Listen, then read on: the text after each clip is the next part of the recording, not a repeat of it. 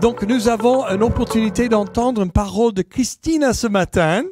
Elle a fait l'école de ministère l'année passée en Afrique du Sud et elle a étudié même herméneutique et des autres sujets comme homilétique, l'art de prêcher.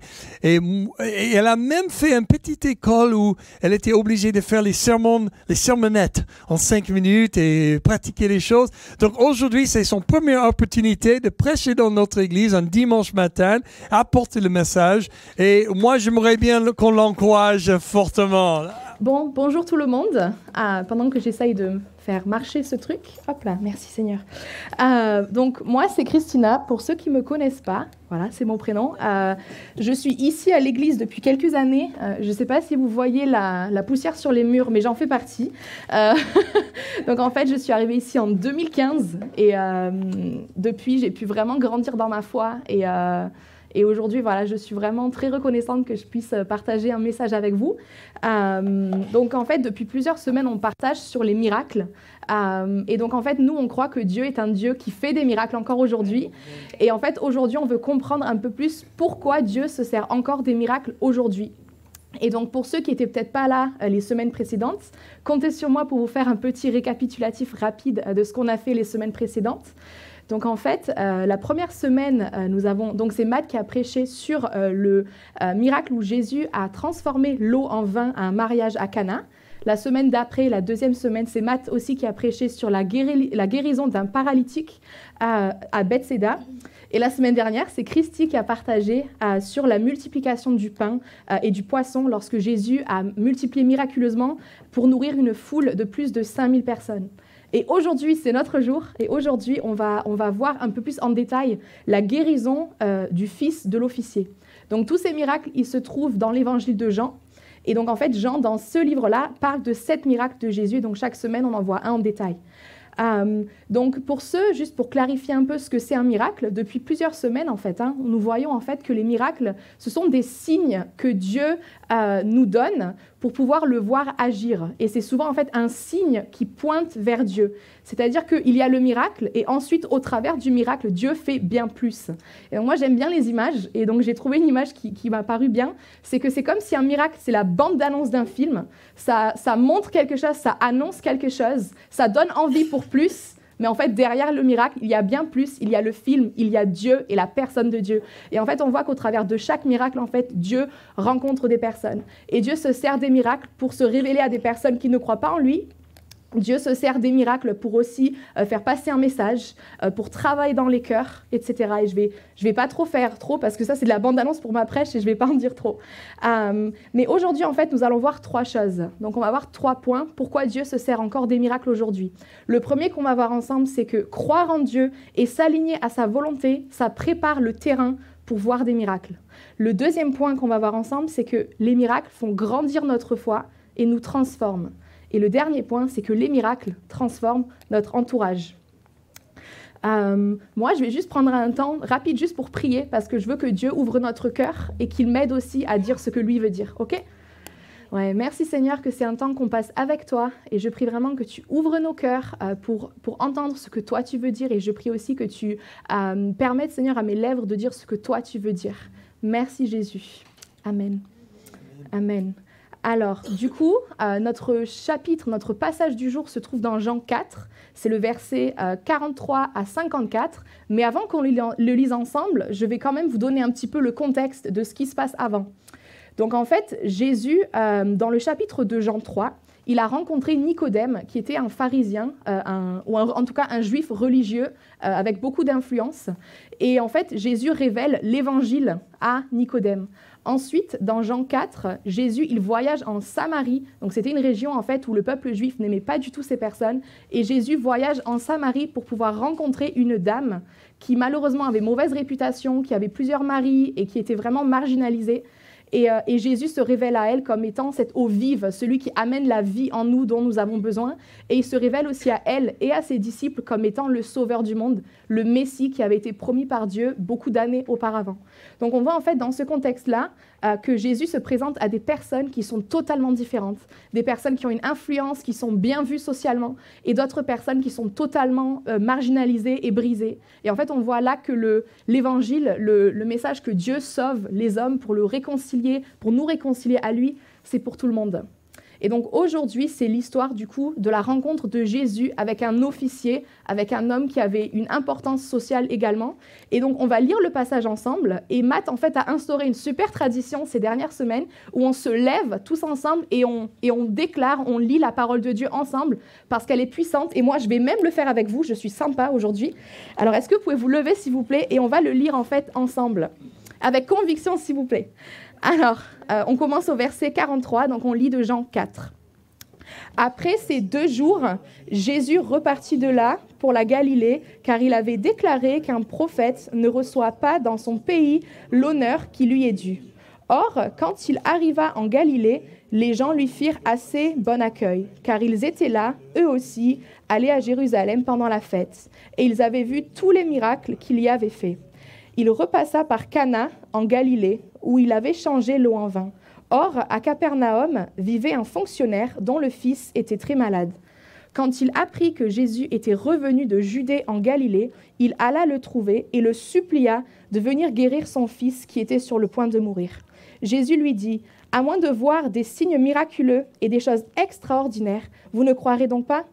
Mais le fonctionnaire insistait, « Seigneur, viens vite avant que mon petit garçon ne meure. » « Va, lui dit Jésus, rentre chez toi, ton fils est bien portant. » Cet homme crut Jésus sur parole et il repartit chez lui.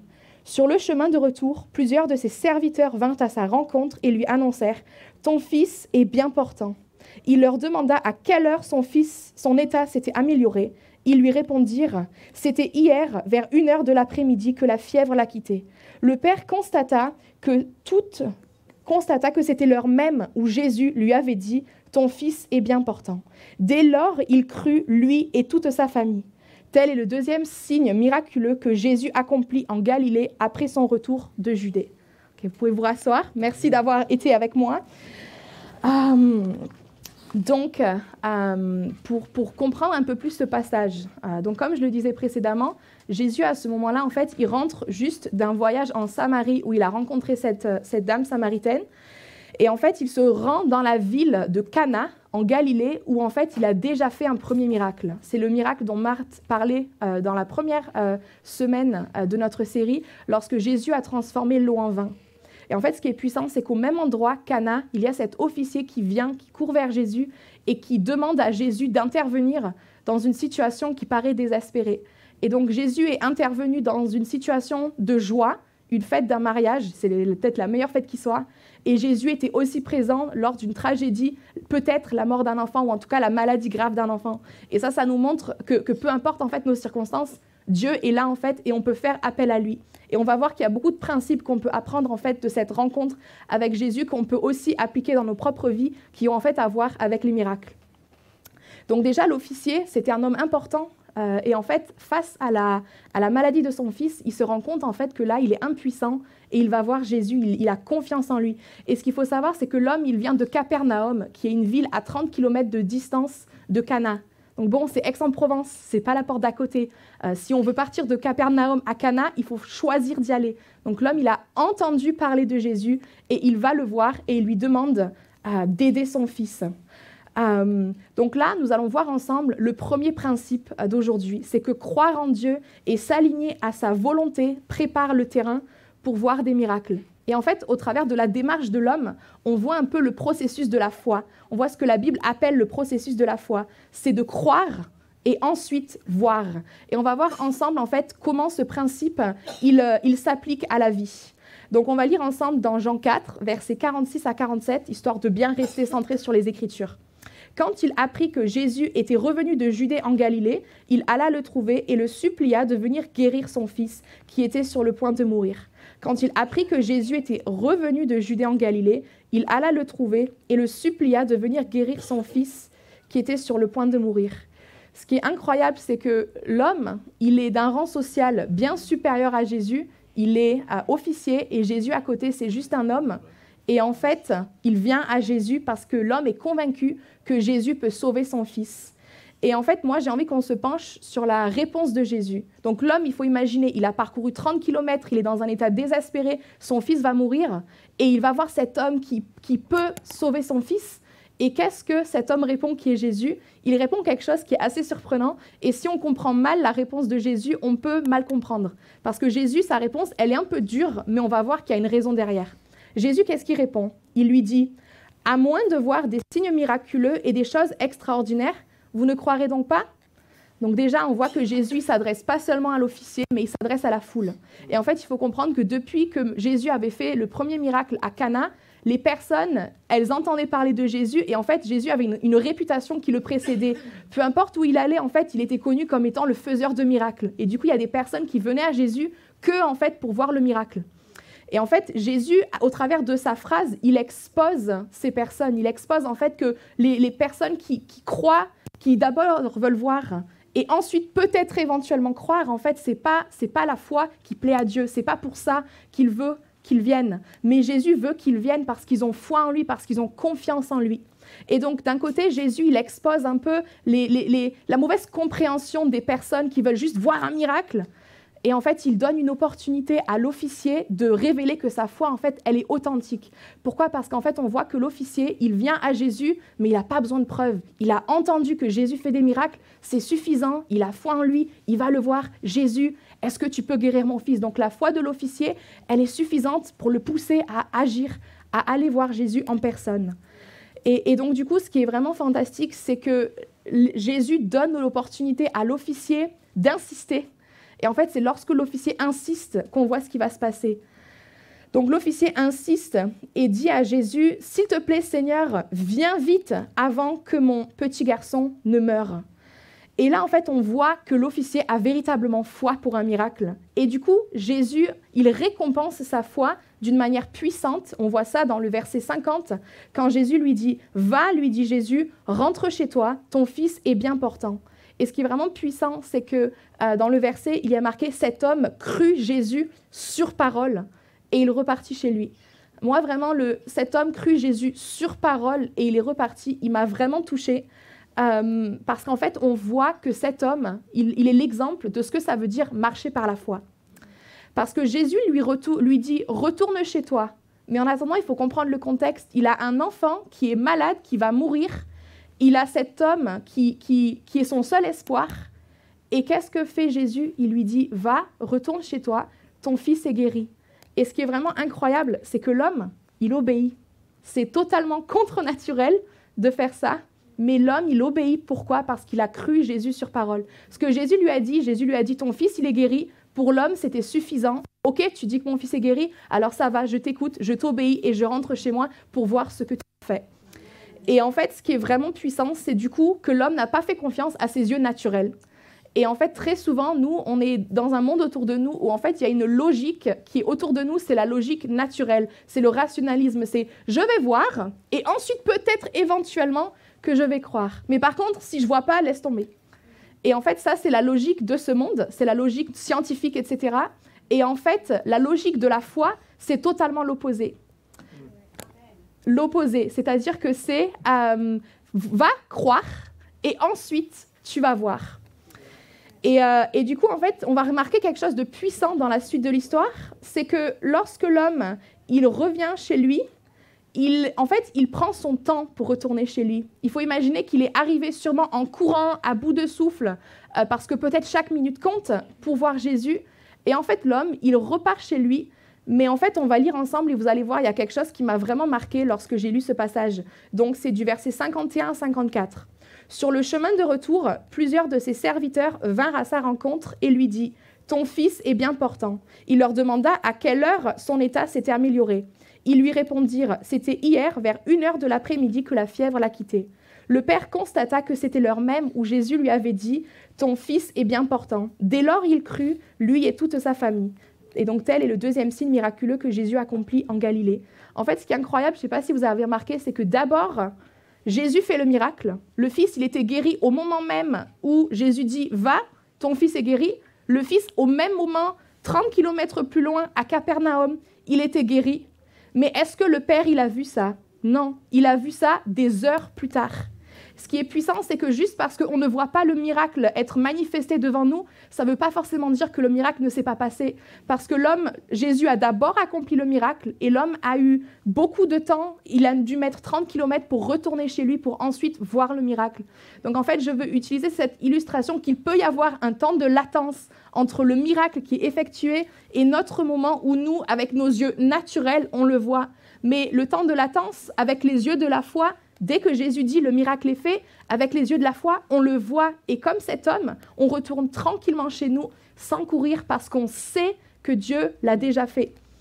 Et pour tout ça pour dire que nos yeux naturels, ils sont vraiment pas fiables. Vous voyez ce que je veux dire? Le voir puis croire, c'est peut-être applicable à une partie de la réalité, mais ça comprend certainement pas la puissance de Dieu et donc du coup c'est beaucoup trop limité.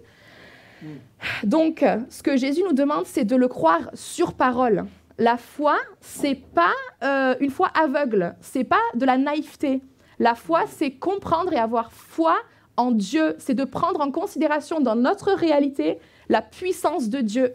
Et comme la puissance de Dieu, ça fait limite plus partie de notre réalité que autre chose, on doit le prendre en compte. Donc la foi, c'est pas naïf, la foi, c'est juste objectif. Il y a nous, notre vie, et il y a aussi un Dieu puissant qui se manifeste de manière surnaturelle, et c'est autant possible que autre chose, ok? Et donc la foi est surnaturelle, elle n'est pas humaine. Et donc du coup, c'est vrai que ce n'est pas logique humainement d'avoir foi, ce n'est pas logique humainement de croire puis de voir. Ça n'a pas de sens, mais c'est pour ça que c'est divin et c'est pour ça que ça vient de Dieu et la foi est même un cadeau de Dieu. Donc notre foi, Dieu veut que nous nous alignions à sa volonté et tout ça pour dire que Jésus est digne de confiance. Cette histoire, ça, je veux juste vous encourager que la parole que Dieu vous a donnée, s'il vous l'a donnée, si c'est dans sa volonté, Dieu va l'accomplir autant qu'il choisit, mais il va l'accomplir. Il est digne de notre confiance. Parce que l'officier a mis sa confiance en Dieu et il a été exaucé. Donc, en ayant foi, croire Dieu sur parole. La foi, c'est croire Dieu sur parole. Et il y a même un verset dans Hébreux 11, verset 1, qui explique ce qu'est la foi. Or, la foi est une ferme assurance des choses qu'on espère, une démonstration de celles qu'on ne voit pas. Ça veut dire qu'avec nos yeux physiques, ok, on ne le voit pas encore, mais avec nos yeux de la foi, on le voit parce qu'on voit Dieu agir, même avant qu'il agisse, parce qu'on sait qui il est. On sait qu'il l'a déjà fait, on sait qu'il peut le faire encore. Et donc du coup, je veux continuer avec un deuxième, je veux juste, en fait, avant de continuer sur le prochain point, je veux juste apporter une clarification. Le processus de la foi, on voit dans la Bible que c'est croire pour ensuite voir. Mais je veux juste dire cependant que ce n'est pas un principe qui est, qui s'applique à toutes les situations, c'est à 100%. Parce que Dieu, des fois, il agit en notre faveur, même quand on n'a pas de foi. Ce que je veux dire, c'est que de croire, puis ensuite voir, ce n'est pas le principe que tu peux mettre de partout. Dieu, il est incroyable, il est mystérieux et on ne peut pas le limiter. Et donc, du coup, Dieu agit comment lui, il veut. Ok? Et donc, du coup, dans le miracle sur lequel Matt a prêché il y a plusieurs semaines, à Bethsaïda, l'homme était paralytique depuis des années et des années. Et Jésus lui a simplement demandé « Veux-tu être guéri ?» Et parce que l'homme a dit « Oui, je veux être guéri », la miséricorde, la bonté de Dieu s'est exprimée à ce moment-là et l'homme a été guéri alors qu'il n'avait pas de foi. Donc, on n'est pas en train d'essayer de limiter Dieu ou de créer des potions magiques ou des recettes magiques pour que ça marche, mais on veut juste se placer dans un environnement qui est favorable à voir Dieu agir. Parce que quand on a foi en Dieu, on va le voir agir. Et c'est un environnement favorable, mais Dieu agit, peu importe notre état de cœur, peu importe notre état intérieur, parce qu'il est grand et il agit comment il veut agir. Okay? C'est juste la première chose, que oui, avoir foi, c'est un terrain favorable pour voir des miracles, mais ce n'est pas le seul. Et la deuxième chose que je veux dire, c'est que nous devons croire dans la volonté de Dieu. Parce que c'est super de croire dans des choses, mais en fait, si on croit dans des choses qui ne sont pas la volonté de Dieu, on va que être déçu à la fin, et après, on va même être suffisamment orgueilleux pour dire à Dieu « Eh oh, moi je voulais ça comme ça et tu ne l'as pas fait ». Et après, on commence à être en colère contre Dieu, alors qu'en fait, on a juste été limité dans notre manière de voir Dieu agir. Et ce qui est puissant, ce qui m'a vraiment scotché, c'est que l'homme, il demande à Jésus, viens avec moi, retourne chez moi pour guérir mon fils.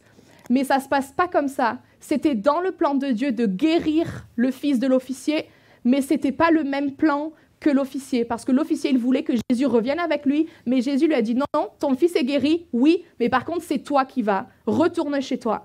Et donc, du coup, l'officier a obtenu ce qu'il voulait, mais pas dans la manière dont il voulait. Vous voyez ce que je veux dire? Mais il était prêt, il était assoiffé de voir Jésus agir, mais il n'a pas limité Dieu. Parce que lorsque Jésus a dit quelque chose qui était différent de ce qu'il avait planifié originellement, il a fait quoi? Il a obéi et il n'a pas posé de questions et il a cru sur parole. Donc juste ça, que c'est important, lorsque nous croyons pour des miracles, oui, nous croyons pour des miracles parce que Dieu fait des miracles, mais on ne limite pas Dieu dans notre manière de faire. On sait que croire, c'est favorable, mais ce n'est pas la seule manière. Et aussi, on veut s'aligner à la volonté de Dieu, parce que c'est comme ça qu'on va aussi le voir agir. Et moi, je veux donner une petite histoire pour illustrer ce que je dis. Matt l'a dit rapidement, j'étais en Afrique du Sud pendant une année pour faire un stage dans une église où en même temps, j'ai aussi fait une école de théologie. Et en fait, c'est un projet que Dieu a mis sur mon cœur depuis des années. Et je savais que c'était de Dieu. Et en fait, en janvier 2022, ça devait être la date où j'allais partir. Mais en fait, il n'y avait rien qui était comme prévu. J'avais les finances, mais le visa ne marchait pas. Et en fait, c'était une situation qui était bloquée. Et moi, j'étais tellement convaincue que c'était de Dieu que du coup, j'ai essayé plein de choses. Mais en fait, il n'y a rien qui marchait. Et il y a un soir, je me rappelle encore du jour exact parce que c'est Dieu qui m'a vraiment marqué. C'était le 5 janvier 2022. J'avais le Covid. J'étais en mode Dieu, j'étais censée venir en Afrique du Sud le 3 janvier. Je suis là, en train de moisir dans ma chambre avec Covid. C'est pas ce que j'avais prévu. Et j'ai vraiment remis à Dieu toute la situation. J'ai dit, Seigneur, oui, je veux aller en Afrique du Sud parce que je crois que ça vient de toi, Dieu. J'ai confiance, je sais que tu peux le faire. Je sais que ce n'est pas le problème, Dieu. Mais moi, je me soumets à ta volonté, que ta volonté soit faite. Et ce qui est vraiment incroyable, je rigole pas, j'ai encore les frissons quand j'en parle parce que le lendemain, le 6 janvier au matin, il y a les frontières de l'Afrique du Sud, elles étaient fermées pendant des mois à cause de Covid. Et le lendemain matin, je rigole pas, les frontières se sont ouvertes. C'était à nouveau possible de venir en avion en Afrique du Sud. Alors qu'avant, pendant des mois, peut-être même des années depuis Covid, c'était fermé. Tout ça pour dire que quand j'avais dans cette situation, j'avais confiance en Dieu, je savais qu'il pouvait le faire, mais j'ai aussi abandonné mes propres désirs et j'ai dit Dieu, que ta volonté soit faite. Et dans ce terrain-là, j'ai pu voir Dieu agir. J'ai d'abord cru et abandonné tous mes autres désirs et dit Dieu, que ta volonté soit faite. Et après, j'ai vu Dieu agir de manière incroyable. Et vous allez voir que ça, en fait, ça m'a permis de voir la fidélité de Dieu et des miracles de Dieu et d'avoir foi pour des miracles de Dieu de bien plus grande importance. Et c'est ce qu'on va voir maintenant, en fait. C'est que les miracles, ils font grandir notre foi. Et en plus de ça, ils nous transforment de l'intérieur. Déjà, les miracles font grandir notre foi. Je ne sais pas si vous avez remarqué, mais l'officier, quand il a cette rencontre avec Dieu, avec Jésus, au plus il parle avec Jésus, au plus il expérimente Jésus, et au plus sa foi, elle grandit. Parce qu'au début de l'histoire, il est écrit dans le verset 47, quand il apprit que Jésus était revenu de Judée en Galilée. Appris, dans d'autres versions, c'est quand il a entendu. Ça veut dire juste, ok, il a entendu quelque chose. Ensuite, lorsque Jésus lui dit, va, retourne chez toi, ton fils est guéri, il est littéralement écrit, cet homme crut Jésus sur parole, au verset 50. Au début, il entend. Ensuite, il a cette rencontre avec Jésus où il croit sur parole, il croit à l'assurance que Jésus lui donne, que son fils est guéri. Et ensuite, à la fin de l'histoire, au verset 53, lorsqu'il retourne chez lui, il est dit « Dès lors, il crut, lui et toute sa famille. » Lorsqu'il a réalisé que oui, Jésus était bien fidèle à sa parole, son fils était bien guéri, il y a non seulement lui qui a vraiment tourné sa vie vers Dieu et mis sa foi en Jésus, mais il y a toute sa famille qui a cru aussi. Et donc en fait, tout ça pour dire que l'homme au début, il avait foi pour un miracle, mais il est reparti en ayant foi en une personne. Et donc du coup, au plus il a rencontré Jésus et vu Dieu agir, au plus sa foi a grandi. Et de la même manière que la foi de l'officier a grandi, notre foi, nous aussi, elle est destinée à grandir. Notre foi, vraiment, les amis, dans 3 ans, je pense qu'il y a plus de chances qu'on ait une plus grande foi aujourd'hui qu'on ait une plus grande foi dans 3 ans qu'aujourd'hui. Pourquoi? Parce qu'on va voir Dieu agir dans des manières qu'on ne l'a pas encore vu agir et notre confiance en Dieu va encore plus augmenter. Amen. Et on voit ce principe, en fait, dans Matthieu 17 au verset 20, lorsque Jésus compare la foi à une graine de moutarde. Donc Jésus dit, vraiment, je vous l'assure, si vous aviez de la foi, même si elle n'était pas plus grosse qu'une graine de moutarde, vous pourriez commander à cette montagne, déplace-toi jusque-là, et elle le ferait, rien ne vous serait impossible. Déjà, c'est super intéressant que Jésus compare la foi à une graine de moutarde. Ce qu'il faut savoir, c'est que la graine de moutarde, c'est une des plus petites graines qui existent, mais une fois qu'elle se met à grandir, elle dépasse toutes les graines qui de base étaient plus grandes, elle dépasse toutes les autres plantes. Ce qui veut dire que dans la graine de moutarde, il y a un potentiel de croissance inépuisable. Et de la même manière, notre foi a un potentiel de croissance inépuisable parce qu'au plus on expérimente Dieu, au plus on le voit agir, au plus on lui fait confiance et au plus on est moins déstabilisé par la vie parce qu'on sait que Dieu va agir encore. Amen. Moi, j'ai cherché un travail, j'ai eu beaucoup de problèmes dans mes études pour trouver des stages et à chaque fois, Dieu a ouvert des portes qui n'étaient pas de ce monde, vraiment. Il m'a donné de la faveur auprès des personnes, ce qui m'a permis aujourd'hui, le mois dernier, lorsque je cherchais un travail, de dire Dieu, merci parce que franchement, Dieu, ce n'est pas mon travail de chercher un travail.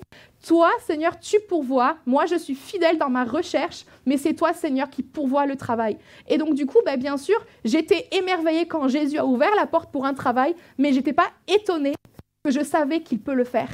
Alors que si je n'avais pas vu Dieu agir pour me trouver des places de stage qui étaient impossibles pour moi de trouver, je ne sais pas si j'aurais eu la foi pour un travail. Mais comme je l'ai vu agir pour des stages, Dieu, les stages, c'est pas un problème. Bon, cool, le travail non plus, c'est pas un problème.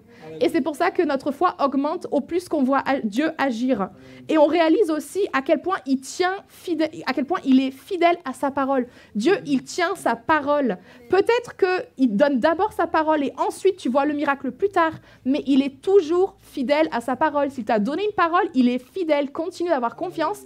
Peut-être que tu es comme l'officier qui est sur le chemin en train de retourner chez lui et c'est pas 1 kilomètre, c'est 30, donc ça met un peu de temps. Mais peut-être que le miracle pour lequel tu as prié, Dieu l'a déjà fait, mais c'est juste que tu l'as pas encore vu avec tes yeux naturels. Mais je veux t'encourager ce matin à croire avec les yeux de la foi. Rappelle-toi de la dernière fois où Dieu était bon pour toi. Il va le faire encore. Donc encore une fois, les miracles nous transforment aussi. Pourquoi ? Parce que l'officier, une fois qu'il a rencontré Jésus, toute sa perspective a été complètement bouleversée. Il est arrivé en courant et il est reparti tranquillement. Et en fait, il y a des calculs qui ont été faits avec les heures qui ont été données dans le texte. Et en fait, l'homme, il a littéralement mis 18 heures à retourner chez lui, alors que selon les calculs, il mettait 7 heures pour rentrer chez lui. Alors franchement, si toi, tu as peur pour ton fils, tu cours à fond, mais il avait tellement foi qu'il avait même la foi pour prendre son temps et peut-être même pour traîner les pieds. Peut-être que sur le chemin, il a raconté sa rencontre à tout le monde. Tout ça pour dire qu'il n'était pas pressé de rentrer chez lui parce qu'il savait déjà ce qu'il allait y trouver. Et ce qui est vraiment incroyable, vraiment ça m'a foutu par terre, c'est en découvrant le caractère de Dieu que l'homme a été transformé dans son attitude. Vous voyez ce que je veux dire ? Il a vu la compassion de Jésus et du coup, il a été totalement bouleversé. Il est arrivé, il avait peur, il n'avait pas d'espoir. Et parce qu'il a découvert la gentillesse, la bonté de Dieu, il est reparti en ayant espoir et en ayant confiance, en ayant foi. Et de la même manière, quand nous voyons des miracles, nous aussi, on découvre le caractère de Dieu et il commence à nous transformer de l'intérieur. Vous vous rappelez, je vous ai raconté que je suis partie en Afrique du Sud et que c'était un chemin semé d'embûches. Et moi, en fait, à un moment donné, lorsque j'ai appris le 6 janvier 2022 que je pouvais partir en Afrique du Sud, j'avais un rendez-vous à l'ambassade d'Afrique du Sud à Paris. Donc, du coup, j'y suis allée. Et en fait, Dieu m'a permis d'aller en Afrique du Sud par un chemin qui était totalement différent de ce que moi, j'avais pensé à la base. Et c'est à Paris, en fait, que je m'en suis rendu compte. Du coup, j'étais en plein Paris à téléphoner avec mon pasteur en Afrique du Sud. Je vais pouvoir venir, c'est trop bien, Dieu est trop bon. Et en fait, j'ai raccroché le téléphone et puis d'un coup, je me rends compte, mince, j'avais un sac à dos et un sac à main. Et puis d'un coup, je me rends compte, Dieu, mon sac à main, il n'est pas là. Il est où mon sac à main ? Et en fait, en parlant à mon pasteur en Afrique du Sud, j'ai littéralement marché tout le long et j'ai perdu mon sac. Et j'étais tellement en mode, waouh Seigneur, je peux aller en Afrique du Sud, c'est trop bien. Et d'un coup, je dis, par contre, Seigneur, j'ai pas mon sac. Et en fait, il y a mon passeport dans mon sac. Et Seigneur, on va avoir un petit problème parce que je pars en Afrique du Sud grâce à toi et j'ai besoin de mon passeport. Et ce qu'il faut savoir, c'est que moi, d'habitude, quand je perds des affaires, je panique, je n'arrive plus à respirer, je suis dans un état de peur extrême. En fait, ce qui était incroyable, c'est que comme Dieu, il avait littéralement ouvert les frontières pour moi, j'étais mais vraiment tellement tranquille et j'ai dit, ah mais Seigneur, tu as ouvert les frontières pour moi, merci parce que tu sais où est mon sac et Seigneur, j'ai vraiment besoin que tu m'aides à le retrouver. Et littéralement, j'avais tellement la joie du Seigneur, tellement la paix du Seigneur de savoir qu'il peut ouvrir des frontières pour moi. Alors franchement, trouver un sac, c'est vraiment pas un problème. Et donc du coup, j'ai littéralement prié et Dieu, littéralement, après 45 minutes, m'a fait retrouver, je suis retournée sur mes pas et j'ai retrouvé mon sac à main qui était sur un banc en plein milieu de Paris. Et je veux dire, ça, c'est pas normal. Et puis d'un coup, dès que j'ai vu mon sac, et ce qui était génial en fait, c'est qu'au moment où j'ai retrouvé mon sac, Dieu m'a dit, Christina, je t'ai toi et j'ai ton sac. Ne t'inquiète pas, je t'ai dans mes mains, toi et ton sac. Tout ça pour dire encore une fois que j'aurais pas eu la foi pour un sac à main si je n'avais pas vu Dieu agir pour ouvrir des frontières pour mon avenir. Et donc encore une fois, ça m'a transformée parce que de base, je panique. Et là, j'étais tellement tranquille, c'était pas normal. Mes amis ne m'auraient pas reconnue. Moi-même, je me reconnaissais pas. Et de la même manière, ça nous transforme. Ça vous transforme. Dieu a transformé votre vie, pas vrai? Peut-être qu'il y a un miracle ou un événement particulier où vous vous rappelez que Dieu a agi pour vous.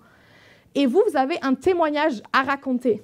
Les miracles transforment pas seulement notre propre vie, mais ils transforment notre entourage. Je ne sais pas si vous avez remarqué l'impact puissant qu'a eu la guérison d'une seule personne. L'officier est venu à Jésus, il a trouvé la foi grâce à Jésus, Jésus a guéri son fils, c'est une deuxième personne impactée, et ensuite toute la famille a cru.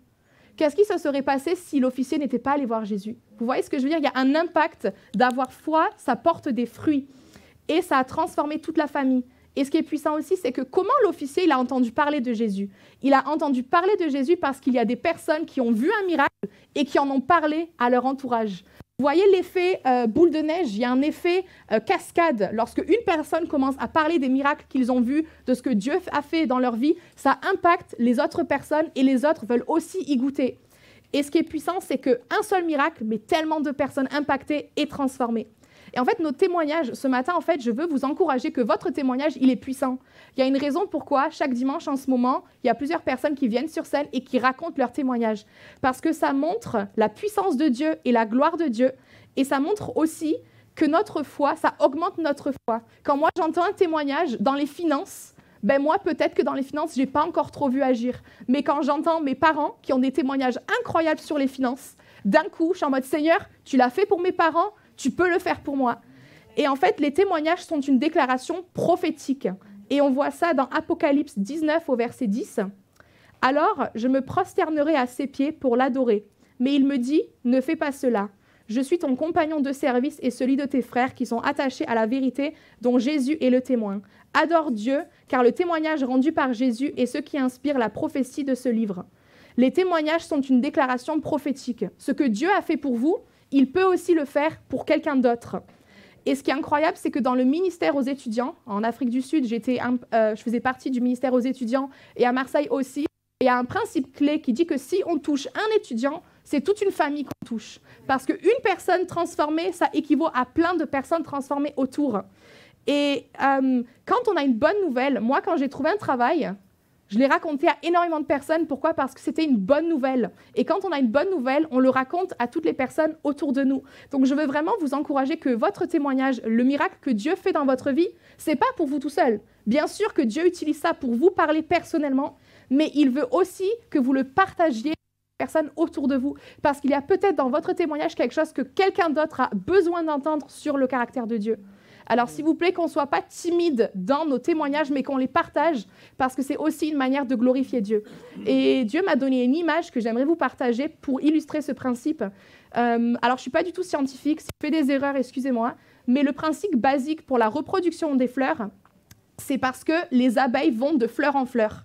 Et en fait, à chaque fois qu'une abeille va de fleur en fleur, elle accumule sur ses pattes un peu de la substance de la fleur qui lui permet de se reproduire. Et c'est parce que l'abeille butine de fleur en fleur que les fleurs peuvent se reproduire. S'il n'y a plus d'abeilles, ça veut dire que les fleurs ne vont pas se reproduire. De la même manière, nous aussi, on est des abeilles. Et les fleurs, ce sont les personnes autour de nous qui soit sont découragées mais croient en Dieu, ou soit qui ne croient pas en Dieu et qui ont besoin d'entendre parler de Jésus. Et si personne n'y va, il y a qui va leur dire? Parce que Dieu, il a choisi de nous donner il a choisi que partager sa parole, c'est un travail en partenariat avec lui. Il a choisi que nous, on parle et qu'il parle au travers de nous. Donc, c'est à nous d'aller vers des personnes pour partager notre témoignage. Donc, nous, on est les abeilles et Dieu, c'est nos ailes, si on veut. Et les fleurs, ce sont les personnes qui ont besoin d'entendre parler de Jésus. Et encore une fois, ce n'est pas par notre propre force, c'est tout parce que Dieu nous dit et il fait tout au travers de nous. Mais pour nous encourager à aller, à ne pas avoir peur, parce que peut-être qu'il y a cette fleur-là, elle a besoin de quelque chose dont vous pouvez lui parler. Et s'il n'y a plus d'abeilles, il n'y a plus de fleurs. Et de la même manière, peut-être que vous êtes la seule personne qui va pouvoir parler à cette personne-là de Jésus. Alors je veux vraiment vous encourager, ne soyez pas timides, mais il y a un pouvoir de transformation incroyable dans nos témoignages et dans les miracles que Dieu fait dans nos vies. Okay? Donc c'était un peu les 3 principes que j'avais envie de partager ce matin. Et aussi, ne soyez pas découragés si vous voyez une situation qui est impossible. Parce que plus c'est impossible, et c'est peut-être presque dire plus Dieu sera glorifié, parce qu'on est tellement conscient que ce n'est pas par notre propre force que la situation s'est réglée. L'officier, il a couru vers Jésus lorsqu'il a eu un problème, lorsqu'il a eu une situation impossible. Et je veux vraiment vous encourager, on le sait, on l'entend, mais c'est applicable pour vous aujourd'hui, c'est applicable pour moi aujourd'hui. Lorsque je fais face à une situation impossible, c'est une occasion où la graine de ma foi, elle peut multiplier en croissance et augmenter. Donc ne soyez s'il vous plaît pas découragés quand vous faites face à une impossibilité, mais prenez-le comme une occasion pour faire confiance en Dieu et voir ce qu'il va faire. Voilà, donc ce matin, on a vu 3 principes, je vais juste les rappeler pour conclure. C'est que le premier, c'est croire en Dieu et s'aligner à sa volonté prépare le terrain pour voir des miracles. Encore une fois, c'est le processus de la foi. Ce n'est pas le seul, mais c'est une manière puissante où Dieu agit en effet.